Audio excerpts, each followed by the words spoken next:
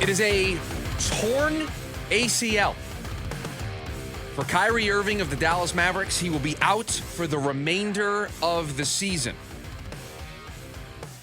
Dallas Mavericks sitting right now is the 10 seed in the Western Conference playoffs, already without Anthony Davis. Now we'll have to play the remainder of this season without Kyrie Irving. And I want to start with the Dallas side of this before I tie it back into Phoenix and some renewed frustration that I feel this morning about the Phoenix Suns and their state of basketball right now. Nico Harrison looks like one of the worst executives of all time on a day like today. Because everybody told you at the time when they made the Luka Doncic trade for Anthony Davis, why would you shorten your runway? Why would you go all in on a 1 or 2 year championship cycle, even if you were concerned that the Luka Doncic contract or his future there in Dallas would not age well? And the reason why you traded him is because you wanted to get ahead of that. You wanted to keep this window open. You wanted to keep yourself competitive. Instead, what you did, and it shouldn't surprise anybody, we kind of all thought that this is what the byproduct of that trade would be. You slammed your window shut because Anthony Davis played 1 game for you. He's been sidelined since with an injury. And now Kyrie Irving and Anthony Davis this season are going to play a combined total of 1 game together. And a torn ACL, while it's not the injury that it used to be maybe 10 years ago where you would miss an entire calendar year, at his age, I don't expect Kyrie Irving to be ready at the start of the season for the Dallas Mavericks. So you're going to start the year without Kyrie Irving. And they got rid of Luka Doncic. They put all of this on Kyrie Irving to handle the ball carrying responsibilities. And this entire thing is blown up in their face. Yesterday, we told you during the leftovers that they were about to raise ticket prices upwards of 8%. A franchise made a terrible decision, and it is very quickly come home to roost. It did not take long for it to age well. Because even if Nico Harrison ends up being proven right about Luka Doncic, you made a trade, and it didn't net anything for you. The finals appearance that you had with Luka Doncic last year might be the closest you get with Nico Harrison in charge. All the while, the Los Angeles Lakers have stormed all the way up to the 2 seed in the Western Conference. In front of Denver, in front of Memphis, in front of Houston, teams that have been good all year long. 6 straight victories for the Lakers. 8 of their last 10. Now, they're not catching the Thunder. The Thunder have lapped the field. They have an 11-game lead over the Lakers and the Nuggets. But the Lakers, everybody thought it would take time, and here we are talking about a team that has surged all the way to the 2 seed in the Western Conference. And why couldn't they win a championship? Everybody thought it was going to take time. Why not? Luka and LeBron in a 7-game series against the Oklahoma City Thunder, yet you'd have to think they have a chance, even if you're worried about their defense, even if you're worried about how they would defend SGA, who dropped another 50 spot last night, even if you're worried about all those things.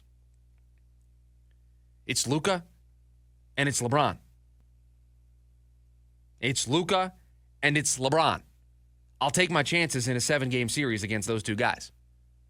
I'll take my chances with those 2 guys being on my team in a 7-game series. That's why everybody was frustrated about the trade in the first place. And it has aged so poorly for the Dallas Mavericks, who now sit at 32-30, the 10 seed in the West. So Golden State's come roaring past them. The Clippers, the Kings, the Timberwolves, all in front of the Dallas Mavericks. And now the question that I had this morning: who's going to take the 10 seed? Is it going to be Dallas without Kyrie Irving, without Anthony Davis? You're not getting Kyrie back. You might be able to get Anthony Davis back. Do you believe in that group? Is that group talented enough to land the 10 seed? Or is a surge from Portland coming? Is a run from San Antonio coming? The Suns, all of these teams, these 4 teams for this one spot are all incredibly flawed. The Mavericks, they don't have their 2 best players.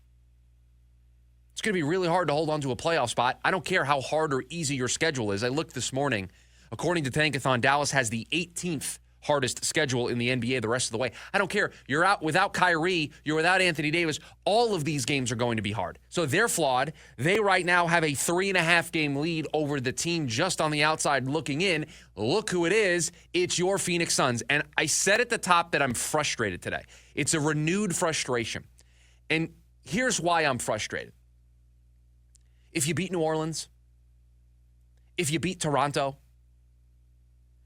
all of a sudden, instead of being 3.5 games out of this spot, you're a game and a half out of this spot. And just for a brief moment, I can convince myself that you might be able to play just good enough basketball to sneak in. Nobody is going to overwhelmingly earn that 10th spot. It's going to be a case of who sucks the least. Truthfully, it's who doesn't stink up the joint the least over the next 4 or 5 weeks. That's why those losses to New Orleans, to Toronto, are so frustrating. Games against Houston and Memphis that you had in your grasp, those games that you could steal, that you had right there in front of you. That's why those are so frustrating, because for a brief moment, this injury of Kyrie Irving and Dallas just spiraling out of control, we could look at where the Suns are in the standings and say, they've got a chance. Dallas is going to go in the wrong direction. All the Suns have to do is maintain the status quo. But I can't even get to that place today. So despite them not playing last night, despite this news having nothing to do with them, I'm frustrated because they are 3.5 games out of being able to take advantage of Dallas spiraling out of control and everything going downhill since they traded Luka Doncic. No one has been able to take advantage of that. Portland, Phoenix, San Antonio, nobody. So Dallas, because they just have a leg up on all of these teams, because they've built a nice cushion for themselves, they might not be under threat by Phoenix, by Portland, by San Antonio. Imagine, they lose their best player. They already have a star on the shelf in Anthony Davis, and now their best player tears his ACL, and he's out for the year. And while there's some frustration in Dallas today, there is a renewed anger with Nico Harrison today. Do they feel under threat by Phoenix, under threat by Portland, under threat by San Antonio? Again, all of those teams are flawed. Phoenix can't get out of their own way. Portland, they're just too young. They're 6 games below 500. That might be too big of a hole. San Antonio, an even bigger hole, and they don't have Wemby. All flawed teams. Nobody able to take advantage of Dallas being without their 2 stars. That's what frustrates me today. Because Phoenix has their stars. Phoenix has Kevin Durant. Phoenix has Devin Booker. They shouldn't even be in this situation, and they are not even playing good enough basketball to win. A team that's holding on to the last play-in spot is now going to be down their 2 best players for the rest of the season potentially. I don't know when Anthony Davis is going to come back. You can't take advantage of that.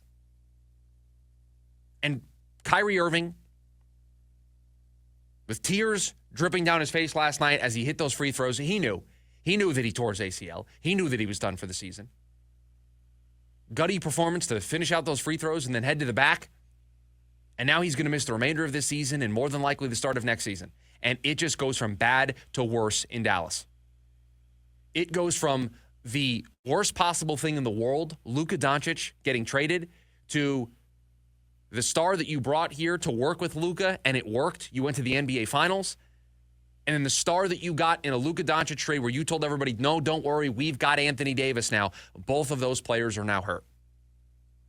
So who's going to have the 10th seed in the Western Conference? Is Dallas just going to hold on to it because they've built a big enough cushion and there isn't a team that you feel confident in chasing them down?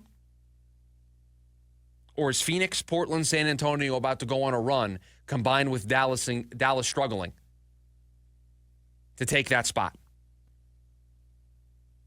And the frustration that I feel today is that our basketball team, the team that we talk about here every day on this show, if they just win a couple of those games that made us all want to punch our television screens, losing to New Orleans last Friday, losing to Toronto. I'll just use 2 examples recently. I won't even play the would you game of going all the way back.